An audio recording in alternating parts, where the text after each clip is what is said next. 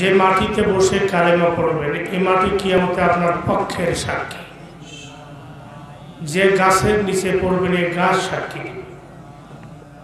যে মাটিতে বসে বসে কোরআন কালেমা পড়বেন এই এরিয়ায় যত ফেরেশতা তারা সাক্ষী। আল্লাহর কাছে বলবে, আল্লাহ তোমার বান্দা তোমাকে মানছে, তোমার কালেমা পড়তে আমরা শুনেছি। আল্লাহ বলবেন কি চাও তোমরা? বলে ওদেরকে মাফ করে দাও। আল্লাহ বলবেন আমার ক্ষমার কোনো সীমা নাই, আমি মাফ করে দিলাম, সাক্ষী থাক। একটু জোরে সুবহানাল্লাহ। এই জন্য কালেমা যে সবসময় পড়ে, আম মজলিসে, খাস মজলিসে, একাকী কিংবা ইজতেমাই, এমন ব্যক্তির শেষ একটা সারপ্রাইজ আল্লাহর পক্ষ থেকে হবে যখন কেউ তার পাশে থাকবে না, কারো কথা শুনবে না। এই সময় জবান দিয়ে কালেমা বের করার দায়িত্ব আল্লাহ। এই ব্যক্তি যদি কালেমা পড়তে পড়তে মারা যায়, সারা জীবনের পাপের দিকে আল্লাহ তাকাবে না। লোকটা জান্নাতি জান্নাতি জান্নাতি। যার প্রথম কথা হবে লা ইলাহা ইল্লাল্লাহ, আর শেষ কথা হবে লা ইলাহা ইল্লাল্লাহ। 1000 বছরও যদি বাঁচে, মাঝখানের কোনো হিসাব আল্লাহ নেবে না।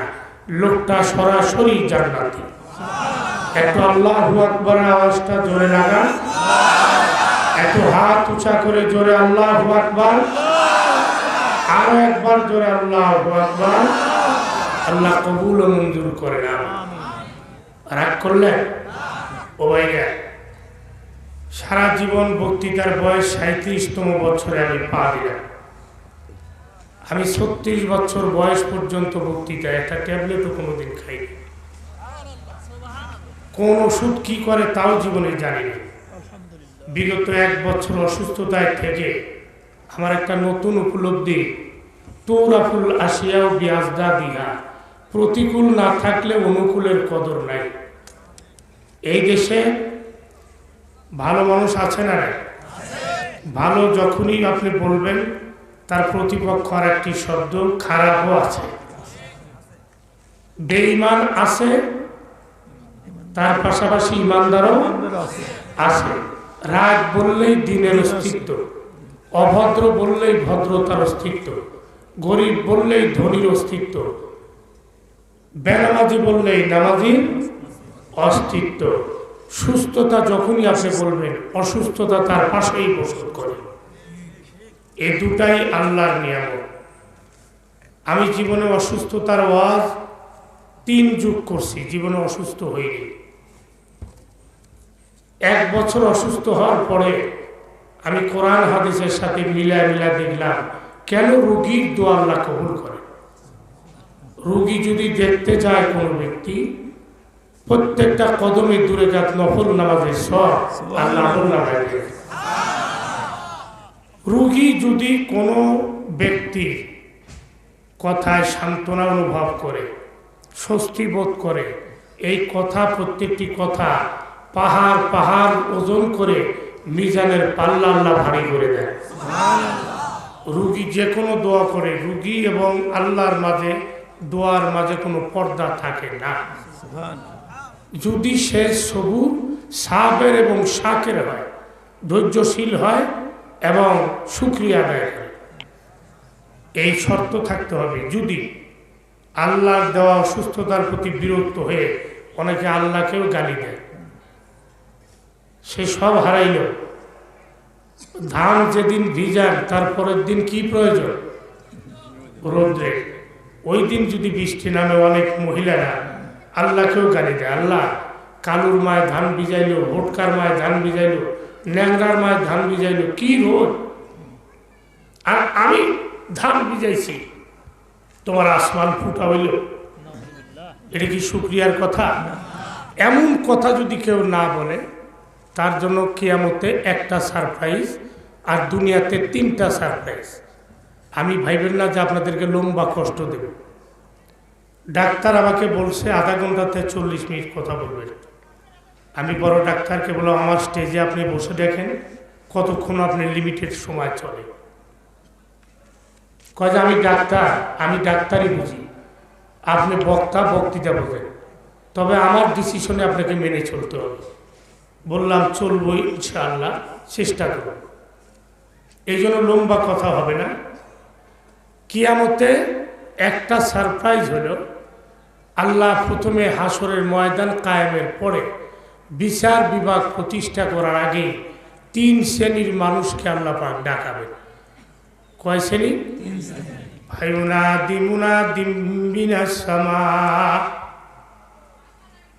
আকাশ থেকে ফেরেশতার দল ডাক দিয়ে বলবে, এমন কি কেউ আছো সুখে দুঃখে আল্লাহর শুকরিয়া এবং আল্লাহর দেওয়া কষ্টে ধৈর্য ধারণ করেছ?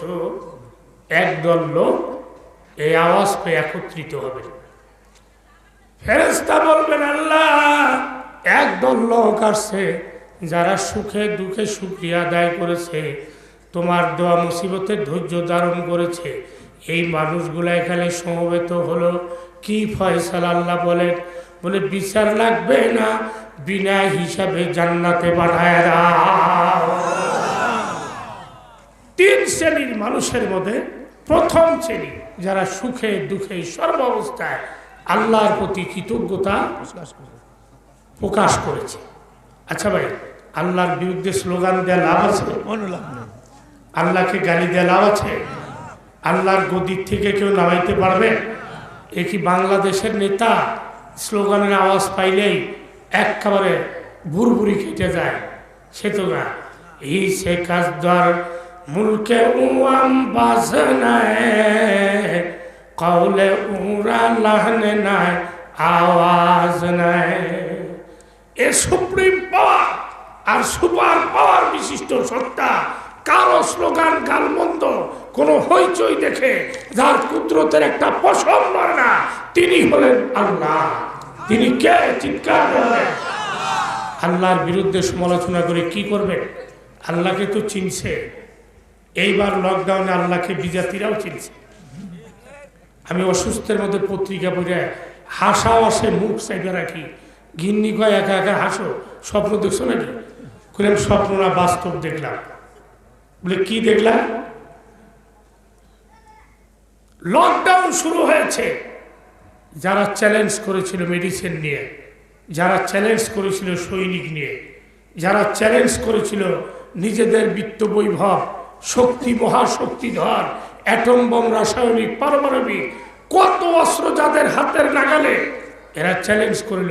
এইগুলাই মরা শুরু হয়েছে আগে। কথা বলে? হ্যাঁ, লম্বা কথা হবে না, আল্লাহকে একটু চিনি ভাইরা। এগুলো মরা শুরু হলো। হায় রে মরা। এসাবাসায় কোরিয়ার প্রেসিডেন্ট এক সময় ঘোষণা করলো, আমরা বিশ্বের সব জায়গায় লক্ষ্য করে দেখছি ডাইনে বামে সব বন্ধ, এখন শুধুমাত্র একটি দরজা খোলা আছে, তা হলো আসমানের দরজা। একটা আল্লাহু আকবার করে বলে। চীনের বৌদ্ধরা সব গির্জা প্যাগোডা ছেড়ে সরাসরি মুসলমানের মসজিদে এসে কাতারের পিছনে আল্লাহু আকবার করে তাকবীরে তাহরিমা করছে। আমি একটা পত্রিকায় দেখলাম, এই লকডাউনে আল্লাহর কুদরতের করিশ্মা, 18 লক্ষ বেদিন কালেমা পড়ে মুসলমান হয়ে গেছে। আর একটু জোরে চিৎকার দিয়ে এই খোদা আছে না?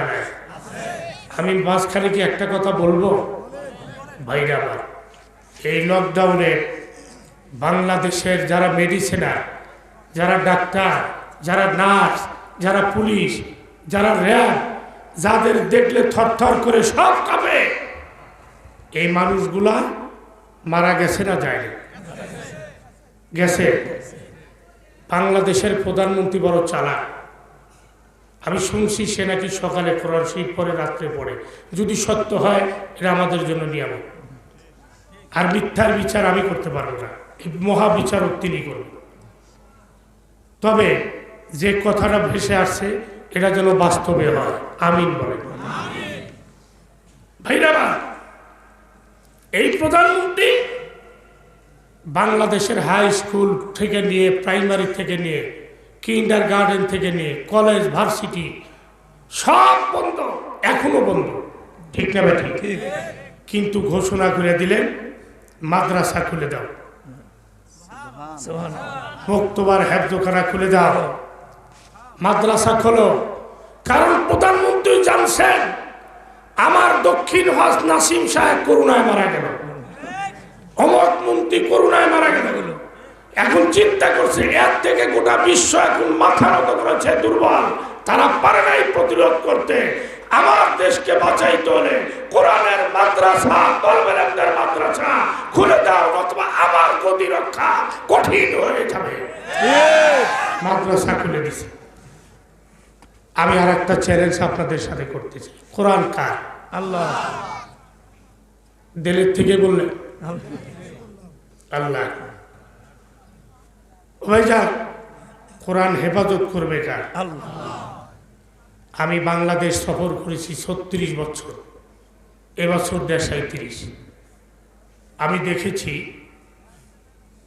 গরিব মানুষের ছোট ছোট বাচ্চারা সিনার ভিতরে কোরআন উঠায়। আমি আমার বক্তৃতার ফেরে প্রায় 12,000 উপরে ছেলের মাথায় পাগড়ি পরায় গেছি। প্রধান বক্তা পাগড়ি পরায় প্রতিদিন, প্রতি জলসায় আমি পাগড়ি পরাইলাম।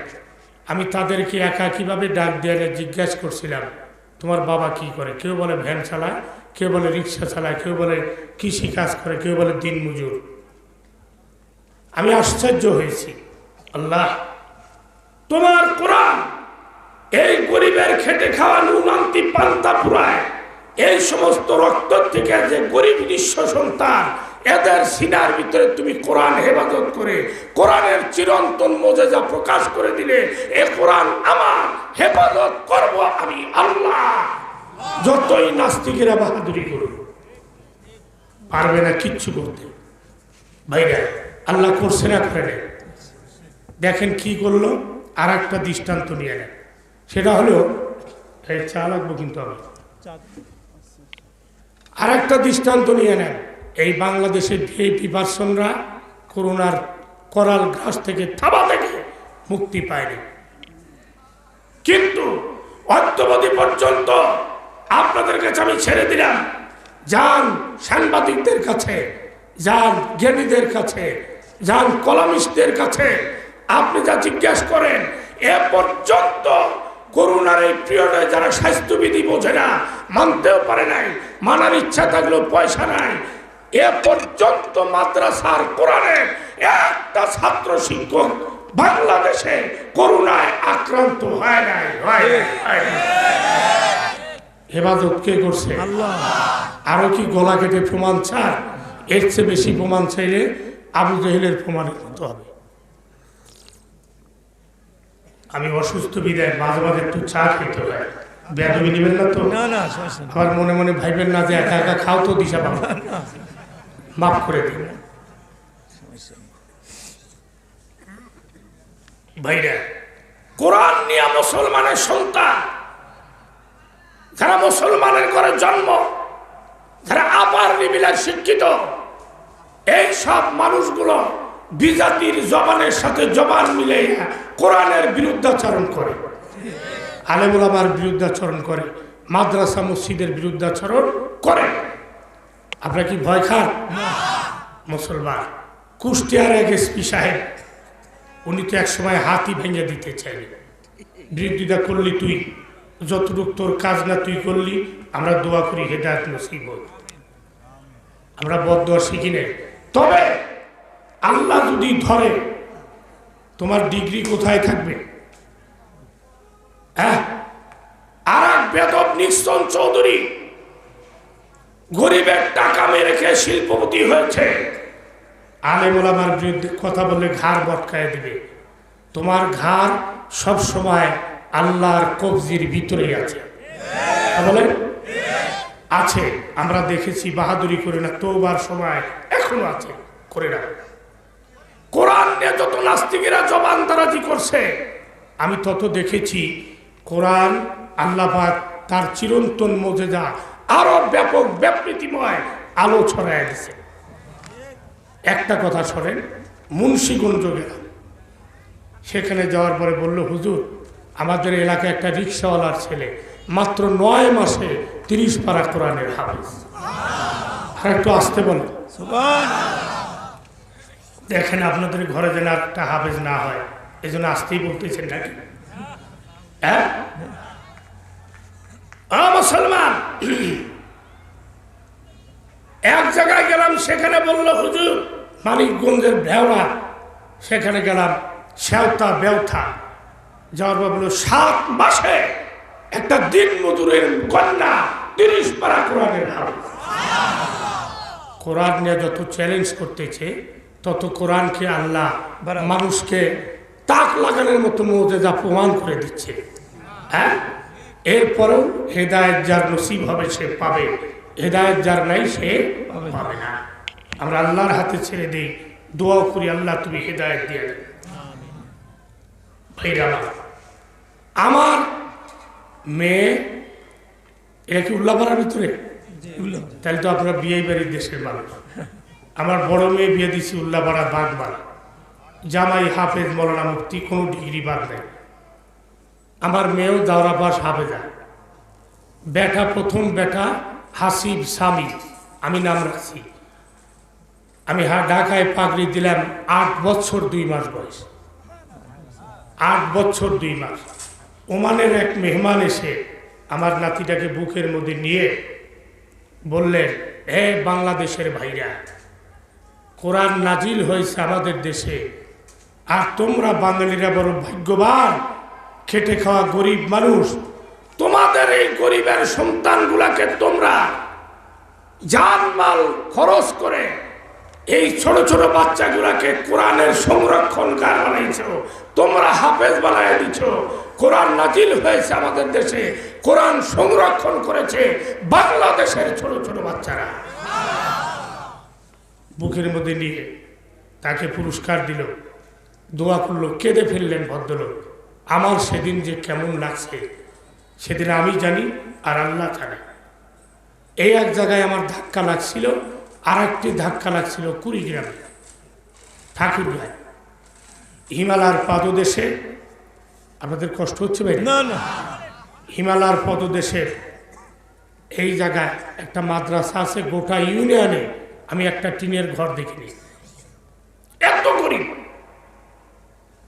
হিমালয় তুষারাবৃত, হিমালয় যেন সাদা চাদর গায়ে দেওয়া রয়েছে কুয়াশায়। আমি দেখলাম একজন সঙ্গীকে নিয়ে আমাকে একটু সকালবেলা এলাকায় গিয়ে হাঁটাও।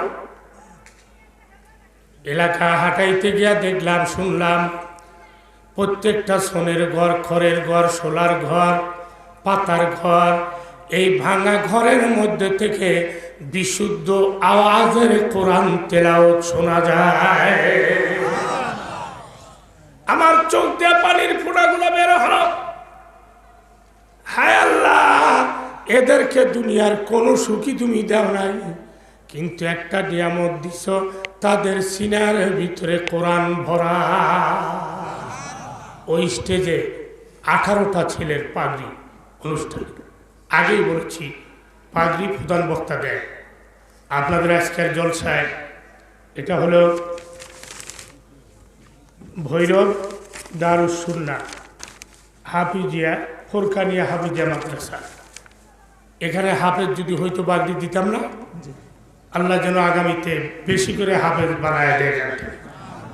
আসতে গেল হ্যাঁ, ওই 18টা ছেলের স্টেজে পাগড়ি অনুষ্ঠান। আমি পাগড়ি রেডি, আমিও রেডি। হঠাৎ করে দেখি ছোট একটা বাচ্চা দৌড়াদৌড়ি করে, পিচ্ছি কোকিলের মতো, চুল এলোমেলো, কাপড় চুপড় অবিন্যস্ত, পরিপাটি নাই, এই ছোট্ট বাচ্চা দৌড়ায়। আমি বললাম, বাবা 18টা ছেলে, স্টেজের উপর জায়গা হয় না, নামো তুমি। ওর রংপুরা ভাষা কয়, মুই নামুকে, মুই পাগড়ি নেব। বুঝছেন কি? আমি কেন নামবো, আমি পাগড়ি নেব।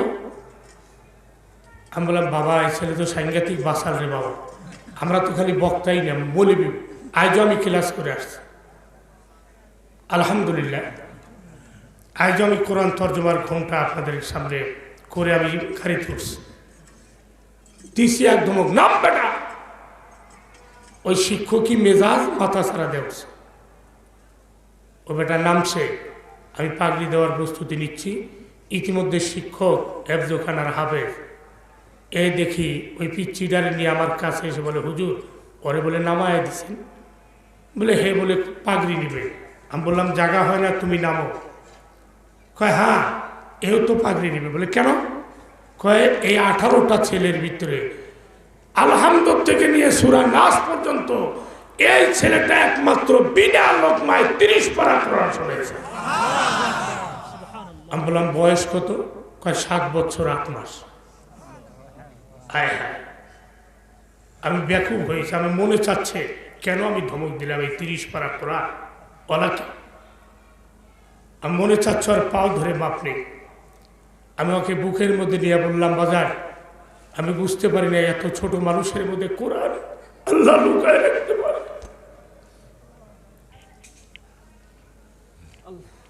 বাবা তুই আমাকে মাফ করে দে। ও আমাকে ডাক দেয়া বলে, বলবি মুই তোরে মাফ করে দিতে পারি, তুই এলাই মোরে পাগড়ি দিবি তো? ওর তো বুদ্ধি হয় না, আর বুদ্ধি হওয়ার পরে হেফজোখানায় ওই হাফেজ টেকে না। জ্ঞান বুদ্ধি হওয়ার আগ দিয়ে আপনি হেফজোখানায় দিচ্ছেন, পাথরের মতো নকশা হবে আর ব্রেনে, জীবনে ভুলবে না। আর বিয়া করার আগ দিয়ে দিবেন 3 পারা পরে আর এক মাসা দিব, আর এক জায়গায় 4 পারা পড়বো, পিছনে 3 পারা মন নাই, শেষ। হ্যাঁ বললাম হ্যাঁ বাবা আমি তোরে পাগড়ি দেব। প্রথমে শুনিয়াই যখন উস্তাদকে বলছিলাম কি ব্যাপার 30 পারা কোরআনের হাফেজ এই পিচ্ছি, ওস্তাদের জব দেওয়া লাগে না। ওই আইগা আসছে, এসে বলে বলবি তোর বিশ্বাস না, রংপুরের মানুষ তুই মুই আপনি টাপনি দিয়ে খিচুড়ি পাক করে, তোর বিশ্বাস হয় না তুই হাফেজ, মোরে তুই এলাই যেটি সেটি দিয়ে ধরে দেখতে পারিস, মই কয়ে দেব। এত জোরে আল্লাহু আকবার শোনা, সাহস কত বড় 30 পারা কোরআনের হাফেজ। এই নাস্তিকেরা বাড়াবাড়ি করে হাফেজ আলেমদের নিয়ে তলবেলে মাদ্রাসা নিয়ে। আপনারা মনে রাখেন গত মাসে একটা জরিপ দেখলাম, বাংলাদেশে বিশুদ্ধ জরিপ অনুযায়ী 80,000-এর উপরে হাফেজে কোরআন আছে। আর একটু আসতে কর, আর জোরে আল্লাহু আকবার। 80,000-এর উপরে হাফেজে কোরআন। কাগজের কোরআন আগুন দিয়ে জ্বালায় দেওয়া যায়, ডাইস প্রিন্টিং গোলা পানিতে ফেলে দেওয়া যায়, সব কিছু বরবাদ করে দেওয়া যায়। সিনার ভিতরে বিনা অক্ষরে যে কোরআন, এই কোরআন আল্লাহ ছাড়া কেউ মিটাইতে পারে না। আপনার মনে চায় না আমি হাফেজ হই, আলেম হই? কথা বলেন, মনে চায়? এখন কি আর সম্ভব? তবে হ্যাঁ, উম্মতে মুহাম্মদের জন্য আরেকটা দরজা খোলা। সারা জীবন তো ওয়াজ করলামই, আজকে একটু আলোচনা করে দিই। নিশ্চয় কেউ কেউ বিরক্ত হচ্ছে, না না মৌলবী তো সুর দেয় না, এই সুরেই তো সব ইমান করছে।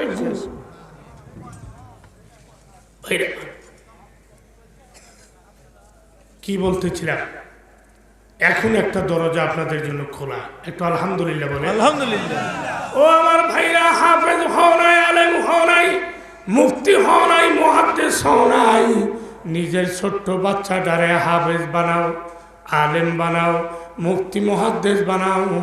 ও যদি হাফেজে কোরআন হয়ে আমল করে জান্নাত পায়, তুমি বাবা মা চাচা জ্যাঠা আত্মীয় স্বজনকে ছাড়া আল্লাহর জান্নাতে যাবে না। তুমি তাদের মুরব্বী হয়ে কবরে যাও। ওই যে ছোট বাচ্চাটারে কোলে নিয়েছিলাম, দেখেন নেওয়ার পরে আমি ওই সময় আমার বড় মেয়েটা মাত্র হয়েছে।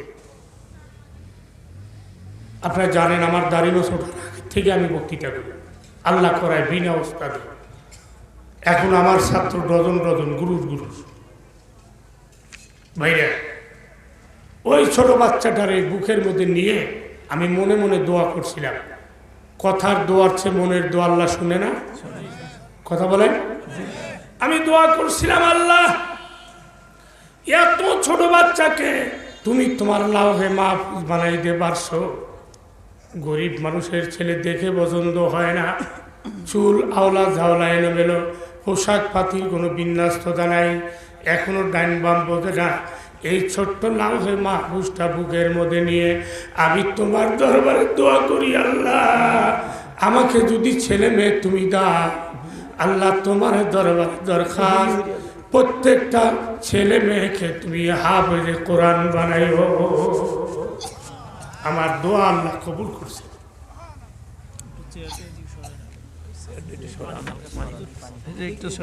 না শোনা বলো, এমনি একটু মুছে দেয়। আমার দোয়া আল্লাহ পাক কবুল করছে। আমার মেয়েগুলাও আলহামদুলিল্লাহ হাফেজ, কারো কিছু বাদ আছে, হয়ে যাবে ইনশাল্লাহ। ছেলেরা প্রত্যেকেই নাবালিগ অবস্থায় হাফেজ, মরনা হচ্ছে আর একটা, একজোখানায় যাচ্ছে মাত্র ছোট। আমি আল্লাহর কাছে গর্বিত, সারা পৃথিবীর শিল্পপতি, কোটিপতি, ল্যান্ড প্রপার্টি, মিল কারখানার মালিক, জমিদার, বড় বড় ব্যবসায়ীরা, এরা যদি কোরআনের সাথে সম্পৃক্ত না হয়ে কবরে যায়, ইতিমার মিসকিন হয়ে কবরে যাবে। আল্লাহ যদি এই উসিলায় আমার সন্তানগুলা আমলকারী আলেম হওয়া বানায়, আমি আশা করি কিয়ামতের ময়দানে আল্লাহর দরবারে ধনীদের মধ্যে একজন হয়ে আমি আল্লাহর দরবারে উঠতে পারব। মাল্লাম ইয়াতাগান্না বিল কোরআন ফালাইসা মিন্নি। নবী বলেন, আমার কোরআনের শিক্ষায় শিক্ষিত হয়ে যে নিজেকে ধনী মনে করে না, সে আমার উম্মতের মধ্যে না। আমার ভাইরা, এই একটা কথা অনুরোধ রেখে আপনাদের কাছে অনুরোধ রেখে, মাদ্রাসা করেছেন, মাদ্রাসা করেছেন, মাদ্রাসায় টাকা দেওয়া, পয়সা দেওয়া, জায়গা দেওয়া, এটা আপনি দিতে পারেন। সবচেয়ে বড় দান আপনার হলো আপনার একটা সন্তানকে কোরআনওয়ালা বানান, আল্লাহওয়ালা বানান।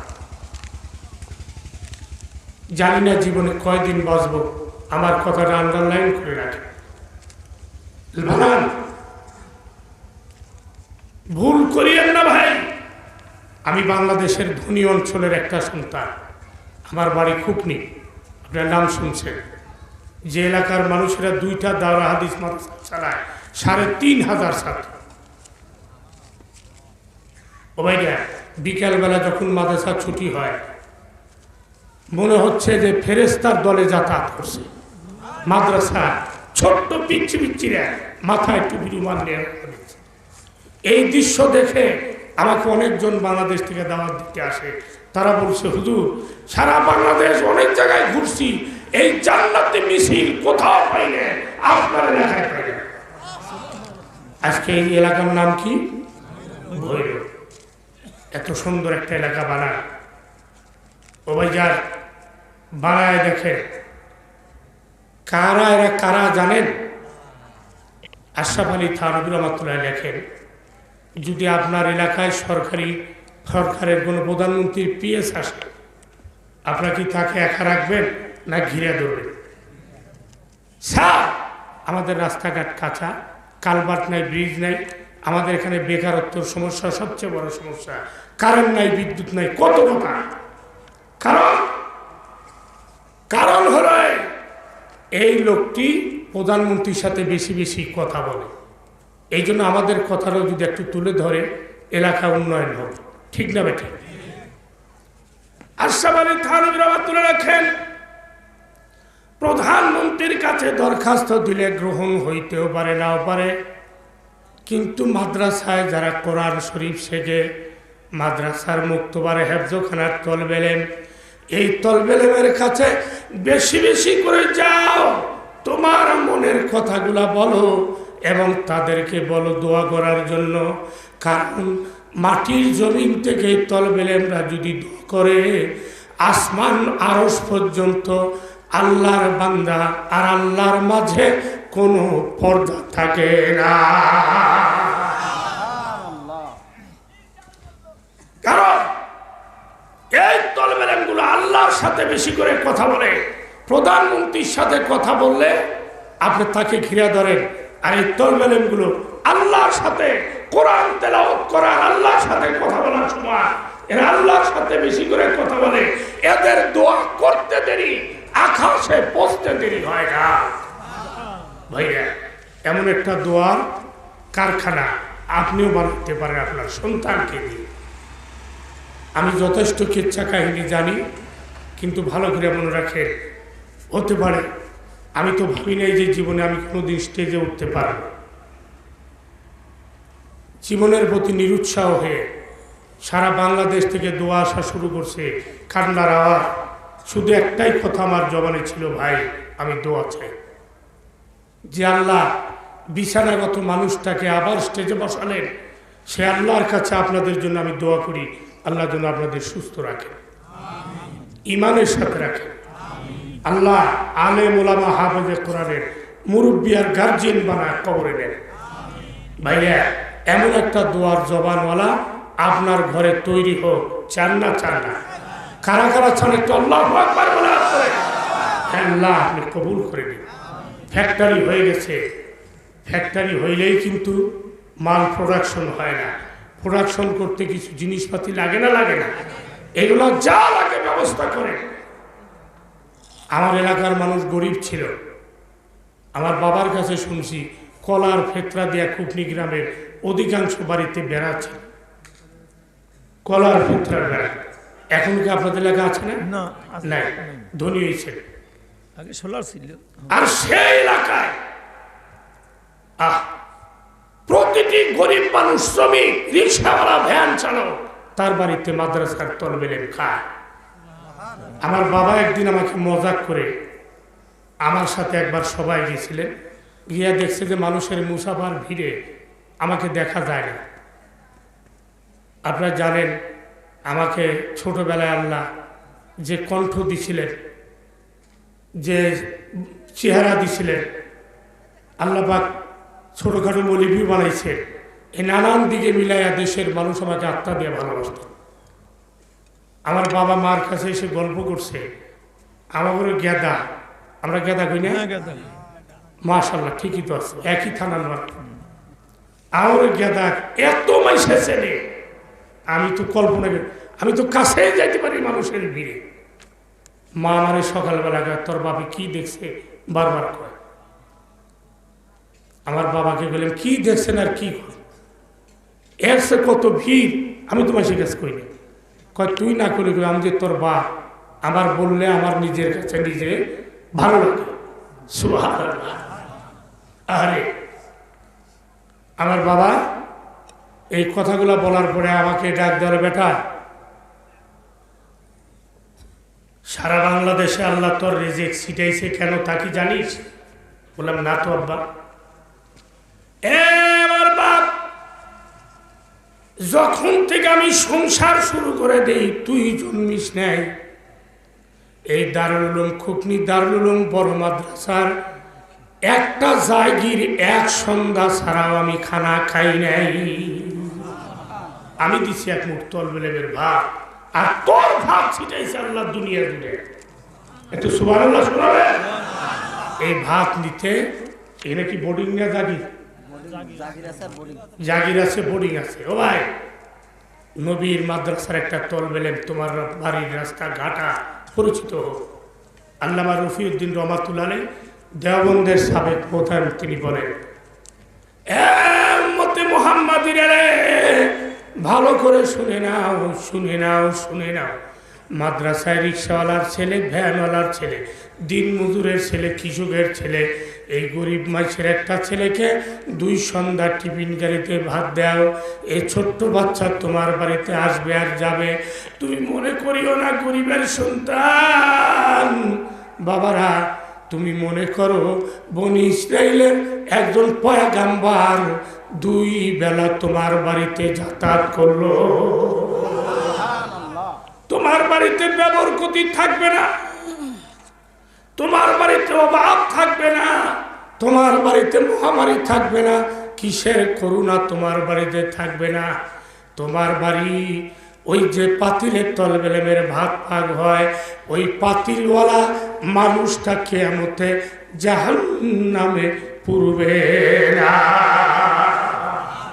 ভাইরা, মাদ্রাসা বানাইছে, শয়তান কিন্তু খারাপ হয়েছে।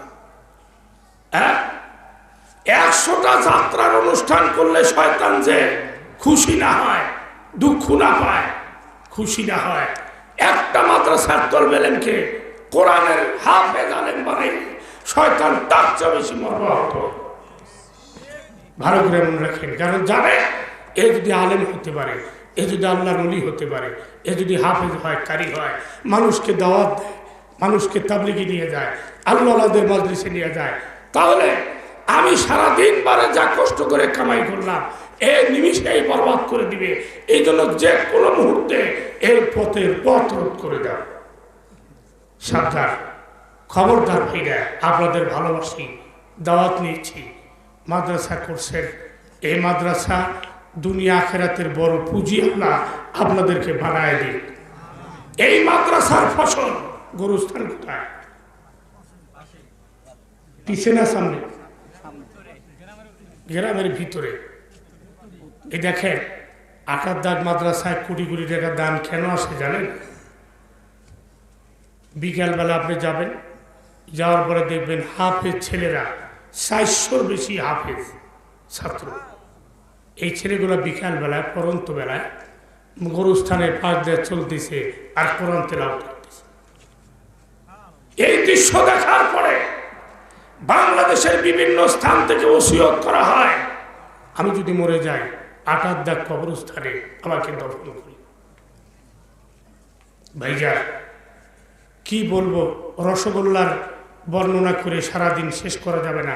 একটা খাওয়ার পরে আপনি যতটুকু উপলব্ধি করবেন। ও আমার ভাইরা, ছোট ছোট বাচ্চারা, কবরের পাশে যদি একটা বার যায়, তলবেলায় পা পদ বরকতে, পায়ের বরকতে কমপক্ষে 40 দিন আমার আল্লাহ কবরে আযাব মাফ করে দেয়। মরা লাগবে না। একটা লোক বলেন তো কে বাঁচবেন? তার হাত দেখব। বাংলাদেশে অনেক জায়গায় বলছি, কে বাঁচবেন একটু হাত তোলে। তুই একটা তোলে। বললাম কতদিনের হায়াতের গ্যারান্টি? কয় মাপসাই হুজুর। তুললেন যে? কয় বেতালে তুলে আনেছিলেন। কোন তালে? বেতালে। আপনাদের তাল ঠিক আছে তো? বাঁচার গ্যারান্টি আছে? প্রতিনিয়ত মাইক দিয়ে এলান হয়, রাত 1টার সময় অমুক বুদ্ধিজীবী, অমুক মাস্টার, অমুক ব্যারিস্টার মৃত্যুবরণ করেছে, এতটাই জানাজা হবে। ঠিক না বেটা? আমার বেলায় হবে না? হবে না? তার আগে বুদ্ধিমানের কাজটা করো।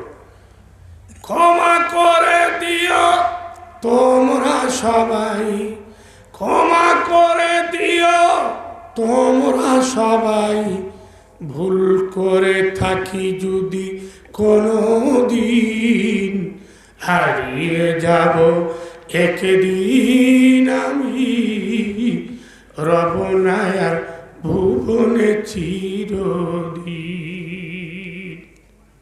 বলে থাকবো।